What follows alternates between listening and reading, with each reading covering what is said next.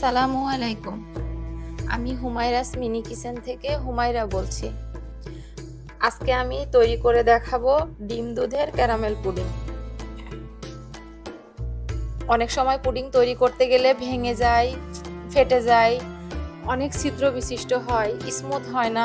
আমি আজকে যেভাবে তৈরি করব, এভাবে তৈরি করলে আশা করি ভেঙে যাবে না, ফেটে যাবে না এবং অনেক স্মুথ হবে ইনশাআল্লাহ। চলুন শুরু করা যাক। আমি চুলায় একটা প্যান বসিয়ে দিয়েছি। এবার দিয়ে দেব 4 টেবিল চামচ চিনি, দিয়ে দেব সামান্য পরিমাণে পানি।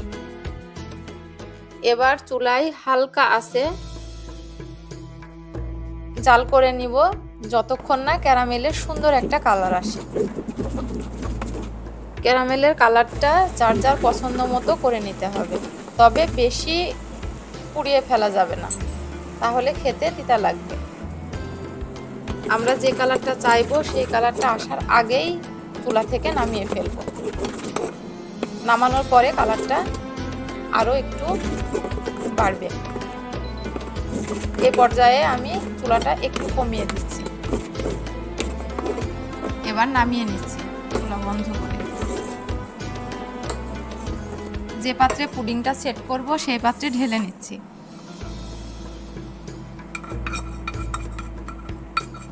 সেট হওয়ার জন্য রেখে দিচ্ছি সাইডে। এবার একটা পাত্রে 3টা ডিম ভেঙে নিচ্ছি।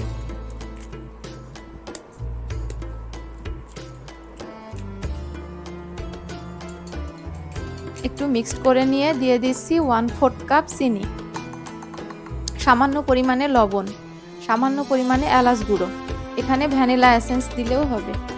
এবার মিক্সড করে নিচ্ছি। দিয়ে দিচ্ছি আগে থেকে জাল করে নেওয়া 1 কাপ দুধ। ভালো করে মিক্স করে নিব।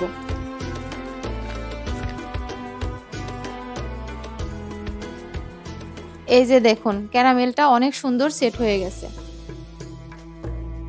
এবার আমি আগে থেকে মিক্সড করে রাখা দুধ এবং ডিমের মিশ্রণটি সেকে দিয়ে দিব। ঢাকনাটা লাগিয়ে দিচ্ছি। এবার চলে যাব চুলাতে। চুলায় একটি হাঁড়ি বসিয়ে দিয়েছি, দিয়ে দিলাম একটা স্ট্যান্ড। এবার পুডিংয়ের পাত্রটা বসিয়ে দিলাম, দিয়ে দেব ফুটন্ত গরম পানি পরিমাণ মতো।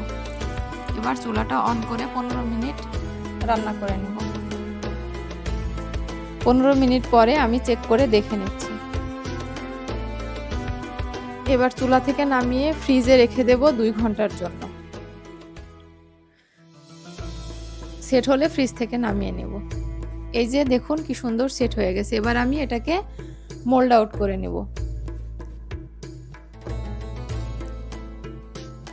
দেখুন মাশাআল্লাহ কি সুন্দর কালার এসেছে, ভেঙে যায়নি, ফেটেও যায়নি।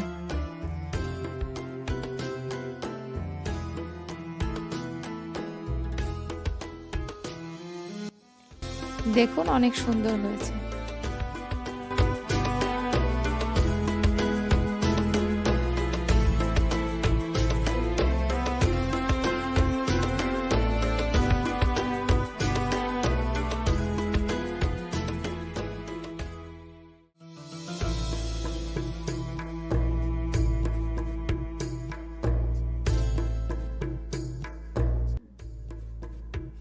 চলুন এবার আমরা কেটে দেখি।